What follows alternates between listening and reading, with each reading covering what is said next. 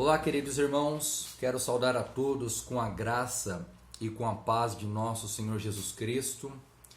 E mais uma vez é muito bom estar aqui com os irmãos nessa noite, nesse dia 28 de julho de 2022, nos aproximando aqui do final de mais um mês. E certamente até aqui o Senhor nos tem abençoado, nos tem guardado e tem enriquecido a nossa vida com todos os seus cuidados providenciais. Muito bem, queridos, na semana passada nós fizemos uma meditação no Evangelho de Mateus, no capítulo 5, no verso 16, quando o Senhor Jesus diz: assim brilhe também a vossa luz diante dos homens, para que vejam as vossas boas obras e glorifiquem a vosso Pai que está nos céus. E também, a partir dessa reflexão, nós gostaríamos de, ao longo das próximas semanas, fazer aqui algumas considerações, alguns breves estudos a respeito do Sermão do Monte, onde nós encontramos os preciosos ensinamentos do Senhor Jesus, que como ficou conhecido, o Sermão do Monte ou as bem-aventuranças. E nessa noite, queridos, eu gostaria de ler com os irmãos a bem-aventurança, a primeira bem-aventurança, na verdade, que encontramos no capítulo 5 de Mateus, no versículo 3, quando Jesus diz: bem-aventurado os humildes de espírito, porque deles é o reino dos céus. Talvez a primeira coisa que nós devemos entender quando nós olhamos para essa bem-aventurança é que, de fato, elas estabelecem um grande contraste com a nossa natureza pecaminosa. Então, nós olhamos para nós mesmos, olhamos para os nossos pecados, olhamos para a nossa condição e para a nossa realidade, e a conclusão que nós chegamos é que, de fato, todas essas características, elas são, de fato, impossíveis de nós a termos por natureza. E é por isso que é importante entendermos que nós estamos falando de virtudes de natureza espiritual.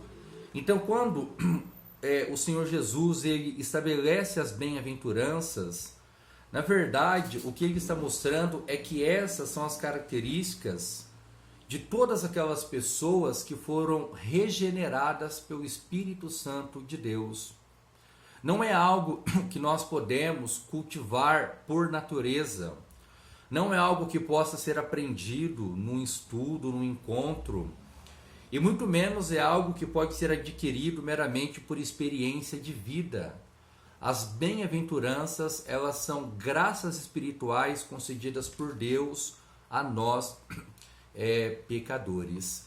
E todos os filhos de Deus, de certa maneira, devem entender e compreender que essas virtudes, elas são agora parte da sua nova natureza, e são essas virtudes que de fato tornam a vida cristã bela, estabelecendo um equilíbrio, estabelecendo uma beleza, estabelecendo até mesmo o vigor espiritual.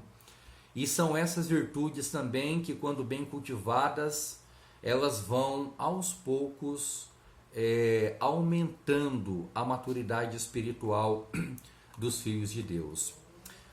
Mas essa bem-aventurança do versículo 3, bem-aventurado os humildes de espírito, algumas traduções falam pobres de espírito, ou pobres em espírito, ou simplesmente o termo pobre. Mas a grande verdade é que essas expressões, elas não captam a ideia com tanta propriedade quanto essa versão que nós usamos. Principalmente porque não se trata apenas de pobreza, não se trata apenas de ausência de bens materiais. Essa ideia, ela está incorreta, de tal maneira que ser humilde de espírito não é uma característica de pessoas que não são privilegiadas financeiramente, e muito menos é uma característica de pessoas tímidas, de pessoas mórbidas, ou de pessoas de pessoas indiferentes, muito pelo contrário. Muitas pessoas podem ser extrovertidas, alegres, contagiantes e ainda assim ser uma pessoa humilde de espírito, porque a humildade de espírito, na verdade, o que ela revela é a miséria espiritual de todos nós diante de Deus. Na prática, como que nós então percebemos isso? Simplesmente pelo fato de reconhecermos que aos olhos de Deus nós somos criaturas pobres, pecaminosas e miseráveis. Nós não temos justiça própria, nós não temos credenciais que nos tornem dignos da misericórdia divina, nós não temos vigor por nós mesmos. A humildade espiritual, ela aponta para esse fato de que diante de Deus todos nós somos pobres, somos quebrantados, não há espaço para o orgulho, não há espaço para a prepotência, simplesmente, queridos, para o sentimento de profunda necessidade que todos nós temos diante de Deus. E quando nós falamos também dessa humildade de espírito, nós estamos falando de um reconhecimento das nossas limitações, né? E sabemos identificar que nós, por natureza, além de sermos criaturas pecaminosas, nós precisamos que o Evangelho lance sobre o nosso coração a luz para que nós possamos não somente desenvolver as bem-aventuranças, mas reconhecer que todas elas procedem do Espírito Santo de Deus. Na prática, o que nós estamos dizendo também é que os bem-aventurados, humildes de espírito, são pessoas espiritualmente saudáveis, são pessoas que são capazes de exercitar a graça, a misericórdia e a paciência. E ainda que essas virtudes não sejam muito claras, né, na vida dessas pessoas em determinados momentos, porque todos nós evidentemente pecamos e cometemos muitos pecados, mas o fato é que o humilde de espírito, ele sempre caminha na direção do que nós poderíamos chamar de uma profunda necessidade de Deus. Portanto, queridos, lembre-se que todos nós que temos o Espírito Santo de Deus, que fomos chamados pela sua graça e pela sua misericórdia, temos o dever, a obrigação e a missão de cultivarmos essas virtudes. E ainda no versículo 3 ele diz, ele fala sobre a recompensa, porque deles é o reino dos céus. Em outras palavras, aquelas pessoas que são verdadeiramente humildes é que de fato são receptoras do reino de Deus. Volto a dizer, não porque elas merecem ou porque elas têm qualquer virtude que seja digna do favor divino, mas essa recompensa, em última análise, ela fala do... Desculpa, irmãos, tive um pequeno problema técnico aqui. Mas essas bem-aventuranças, elas estão falando, a recompensa refere-se ao fato de que todas as bênçãos que Cristo alcançou por nós na cruz, elas serão dadas e concedidas gratuitamente àqueles que foram contemplados com o Espírito Santo de Deus. Lembre-se, o reino dos céus, ele não é uma realidade que se encontra só no futuro. Nós podemos reconhecê-la também no presente. Então nós podemos desfrutar de todas as benéfices ou de todas as bênçãos recorrentes de uma vida com Cristo. Sendo assim, eu gostaria de propor aqui algumas breves reflexões. A primeira delas, no formato de pergunta: em que sentido você tem procurado desenvolver e cultivar essa virtude espiritual tão importante? Será que você tem sido capaz de exercitar a humildade de espírito nas diversas áreas da sua vida, seja ela familiar, profissional ou até mesmo na igreja do Senhor. E uma outra aplicação importante para nós pensarmos aqui também é no sentido de que se os nossos olhos estão realmente abertos para contemplar todas as graças que são concedidas a nós, principalmente o fato de recebermos a promessa de recebermos o reino dos céus. Eu sempre me pergunto, se Deus nos contemplou com a sua presença e com a sua graça e nos amou a ponto de nos dar o seu próprio Filho, por que nós estamos tão preocupados com tantas coisas desse mundo? E essa, queridos, é uma preocupação bastante válida. Então nós devemos, com todo o nosso coração, abrir os nossos olhos, principalmente no sentido espiritual, para percebermos que de fato bem-aventurados são os humildes. O mundo valoriza e preza e atribui como pessoas de muito valor aqueles que são notáveis, aqueles que são de fato vistos e são reconhecidos, né, pelo seu poder, pela sua influência. Mas o Filho de Deus, ele deve com todo o seu coração entender e reconhecer que as virtudes que devem alimentar a nossa vida são as de natureza espiritual. Que Deus assim, queridos, abençoe imensamente a sua vida. Esse é o nosso desejo e a nossa oração. Muito bem, nós vamos passar agora para os nossos pedidos de oração.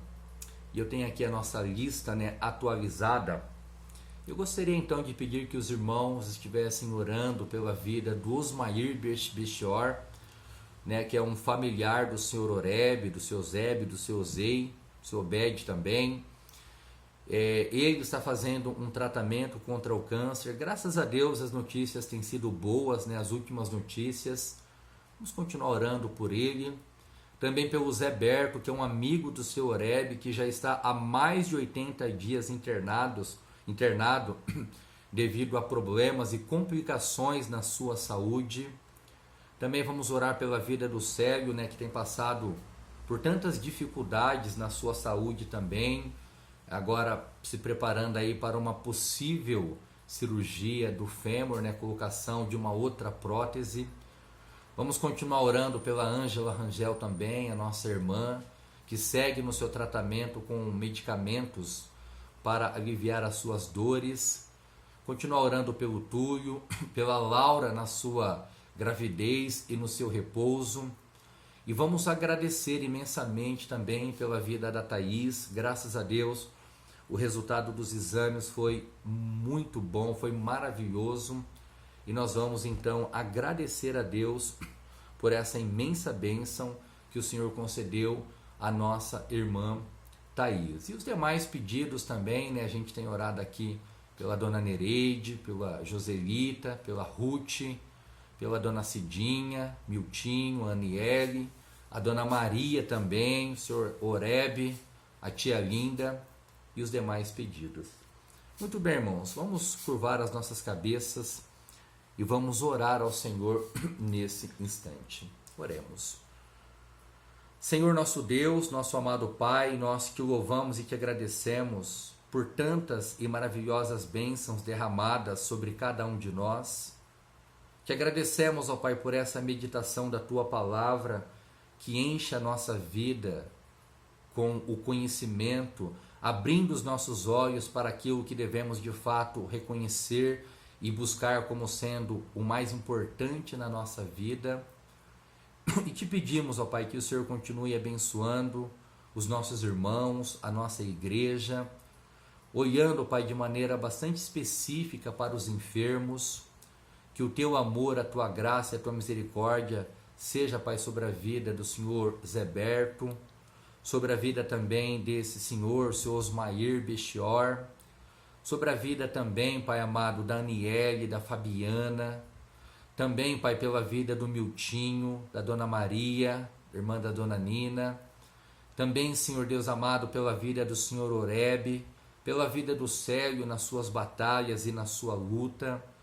E em tudo, ó Pai, o Senhor abençoe e guarde cada uma dessas pessoas tão queridas para nós. Nós queremos agora também te agradecer imensamente pela vida da Thaís. Louvado seja o teu santo nome, Pai, por essa bênção concedida a essa jovem tua serva. Continue guardando a sua vida e que ela e todos nós rendamos graças e louvores ao teu santo nome por essa bênção maravilhosa que foi concedida a ela. Que o teu olhar também, Pai, seja sobre a nossa cidade, sobre o nosso estado e sobre a nossa nação. Que o Senhor não retire de nós a tua graça e nem o teu favor. Que o Senhor nos abençoe com a tua bondade e com a tua misericórdia. E também te pedimos, ó Pai, perdoe os nossos pecados, porque certamente somos muito pecadores aos teus olhos. Cultiva em nós a humildade de espírito e que consigamos perceber o quão bem-aventurados somos em Ti. Toda honra, toda glória e todo louvor sejam dados ao Teu santo nome, por tudo que o Senhor é e por tudo que o Senhor faz. Ao Teu nome, toda honra, toda glória e todo louvor é o que nós te pedimos, ó Pai. E realmente descansamos no fato de que Tu és o nosso Deus e Pai. Obrigado por tudo, Senhor. Ouve a nossa oração e ouve o nosso clamor que fazemos, não em nosso nome, mas no nome de Jesus. Amém, Senhor. Muito bem, queridos. Que Deus abençoe imensamente a sua vida.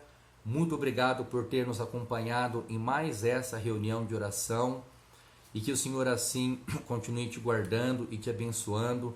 Esse é o nosso desejo e a nossa oração. Nós vamos colocar aqui um hino final para podermos louvar o nome do Senhor e assim encerramos a nossa reunião dessa noite. Um grande abraço, que Deus te abençoe e te conceda uma boa noite de descanso. Um abraço, queridos, e que Deus os abençoe ricamente. Até mais!